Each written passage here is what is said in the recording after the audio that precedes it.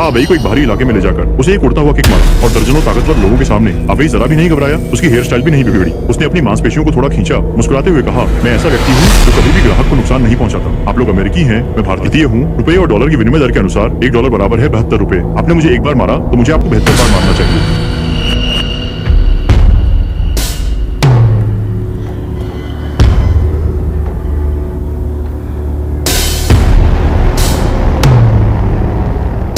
न था ज्यादा न कम, बिल्कुल ठीक 72 बार। इसी समय एक चालाक व्यक्ति ने जब अवैध लोगों को मारने में व्यस्त था उसका पर्स चुरा लिया। हालांकि तुम मेरा प्यार चुरा सकते, तुम मेरे पैसे नहीं चुरा सकते।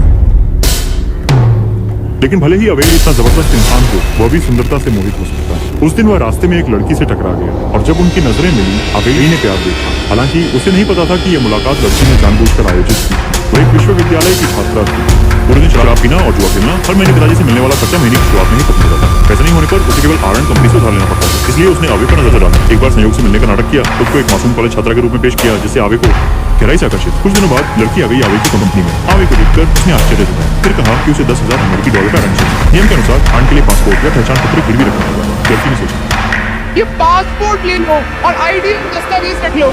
मैं इन्हें तब वापस लूंगा जब मैं तुम्हें पैसे दूंगा। लगता है सब खत्म हो गया।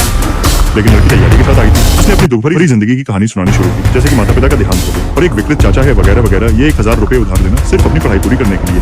लड़की की दयनीय हालत देखकर अवैध का दिल पिघल गया और उसने तुरंत एक ऐसा निर्णय लिया जो उसके पूर्वजों की शिक्षाओं के खिलाफ था। बिना किसी गिरवी या गारंटी सीधे उस लड़की को $10,000 उधार दे दी, क्योंकि अवै उस लड़की से प्यार कर बैठा था। हर 3 दिन में उसे संदेश भेजता था, लेकिन वो कर्ज की याद दिलाने के लिए नहीं, बल्कि हालचाल पूछने के लिए। गर्मजोशी में पैसे वापस न करने के लिए उसके साथ नाटक करना। उस दिन नजी ने कहा कि नामांकन शुल्क चुका दिया गया है। स्कूल ने 25,000 का जुर्माना लगाया। विवेक को जरा भी शक नहीं हुआ। उसके सहायक ने उसे समझाया 1 लाख का नामांकन शुल्क, 25,000 का जुर्माना संभव है। लेकिन आवे को यह सामान्य लगा। हम 1 लाख उधार देते हैं, क्या हमें 3 लाख या 5 लाख का ब्याज नहीं लेना चाहिए? उसने सीधे ही लड़की को 2.5 लाख दे दी।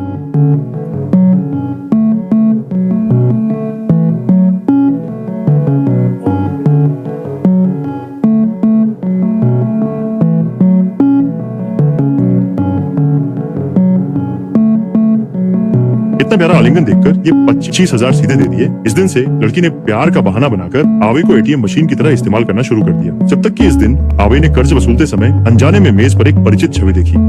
लड़की के कुशल चाल और रोजमर्रा के विपरीत व्यवहार को देखकर आवे को आखिरकार एहसास हुआ कि उसे धोखा दिया गया है। उसने लड़की को मिलने के लिए बुलाया, वहीं पर उसके झूठ का पर्दाफाश किया और उसे मूलधन और ब्याज सहित पैसे लौटाने को कहा। मैंने अपनी काबिलियत से उधार लिया है, इस आधार पर लौटाओ।